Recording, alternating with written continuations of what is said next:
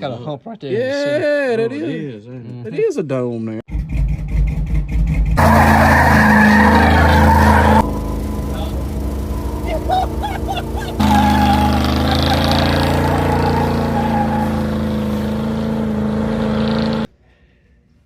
This is your crank bearing, main bearing, and it shouldn't be sticking out like this at all. So that's probably where some of the knocking was coming from. A light situation courtesy of Hobo Freight.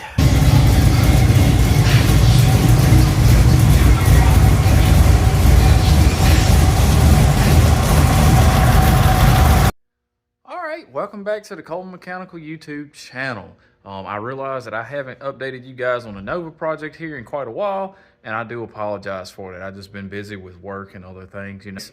The Nova here, it definitely looks a lot different than the last time you guys seen it. So that's what this video is about. I'm going to kind of try to go through it rather quickly, what we went through to get to this point here.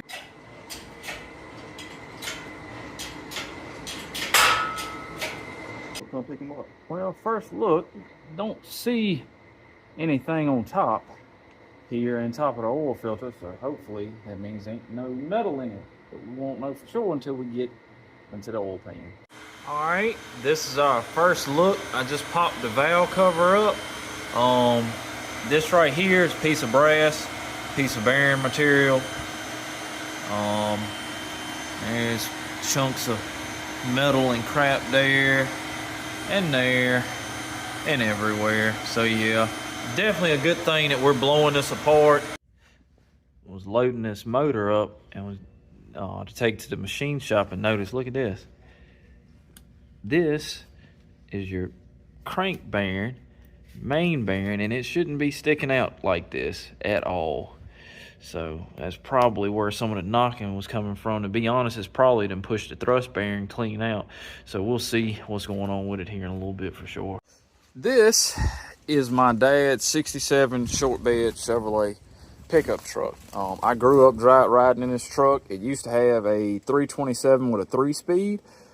This motor here, it may not look like much, but this is actually a 33 stroker that my dad built in the early 90s. You know, he was real big into reading Hot Rod magazine and stuff like that.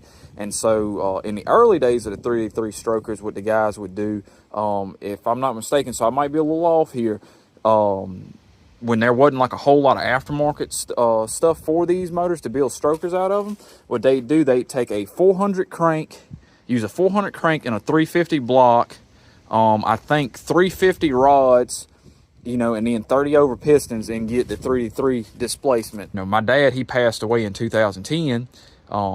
He's like, take this motor and put it in the Nova that you bought for you and your son to have something to do, you know. He's like, that way it'll be 3 generations and it'll kind of come full circle, you know. He's like, and in the meantime, when you try to, you know, you figure out what steps you're taking next to do with the truck here, you know, you still have your time and the motor's just not sitting, you know. And my plan is, what I'm doing, I'm gonna pull the motor out, just clean it up some, spray it off, clean it up, and put it in the car.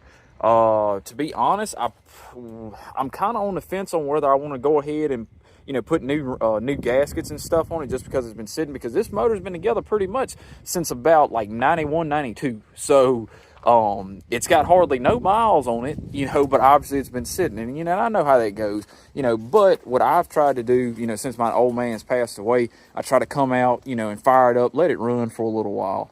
And the last time I fired it up was actually about three years ago. But that's the plan, take this motor out and put it in the Nova.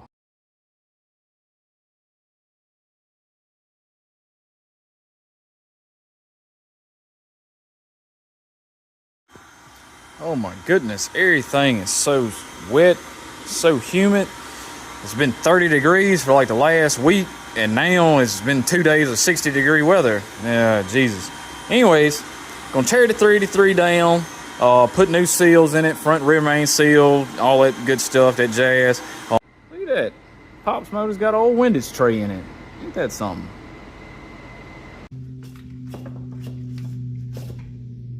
There we go. A little bit better. Oh yeah, a little bit better.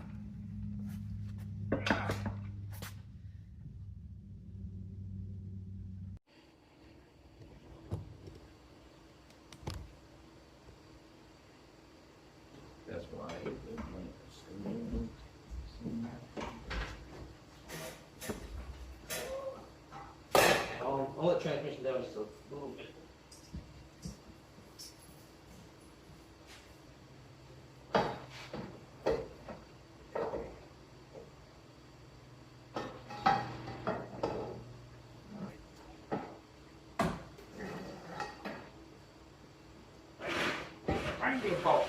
Oh. Put a bolt in there. All right. Ooh, son. Old K10 ain't sounding too shabby out here.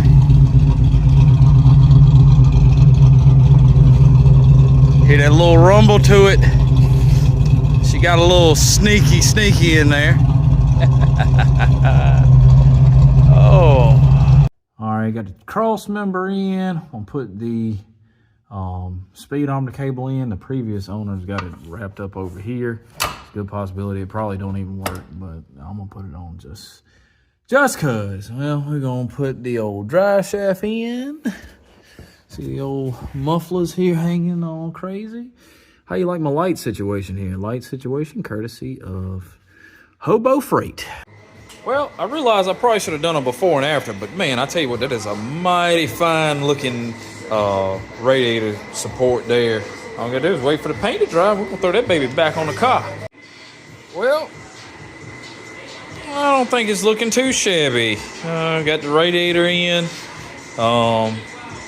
Got the lines in finally. Just some Amazon braided steel lines. I use them on a couple LS swaps and stuff I've done. But I got the line routed through the motor mount right there.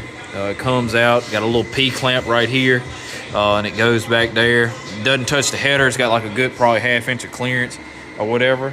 So now we're going to go ahead and just try to clean up some of this wiring or whatever. The majority of the stuff that comes out of this first bulkhead, this is just for common knowledge. A lot of this stuff is going to be stuff that's going to go to your gauges.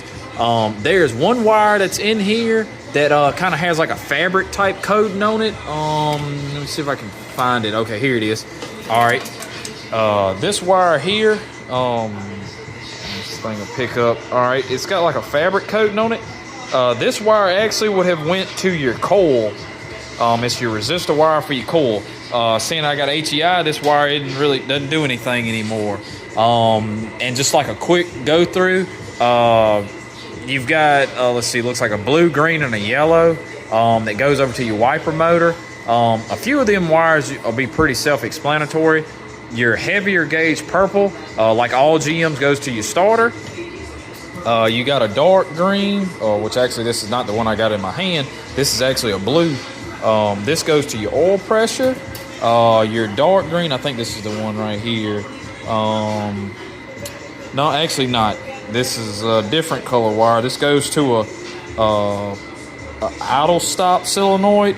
I'm not too sure if that's for automatics or manuals or whatever, but that's that. So we won't need that crap anymore. Here we go. Your heavy orange goes to your blower motor. Most GMs are like that. I know at least up to the 80s. They're going to be a heavy gauge to that. Again, dark green, like I was saying, that's going to be your temperature sender into the cab of the car. Seeing that I got aftermarket gauges for it, this right here, I'm not going to worry about it. So pretty much a lot of these wires, I'm just going to hide in the loom. You know, this old, what is this stuff? Alex Tech split sleeve or split loom or whatever. You can get it off of Amazon. Well, I guess it don't look too bad. The two harnesses wrapped up. I probably could have run it a little bit longer there, but it'll be all right. But there's that. That's taken care of.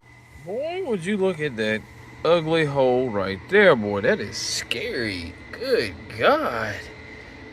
Well, since I was tired of that old toilet bowl demon that's on the Nova there now, we're going to steal this Holley off of the Chevelle here.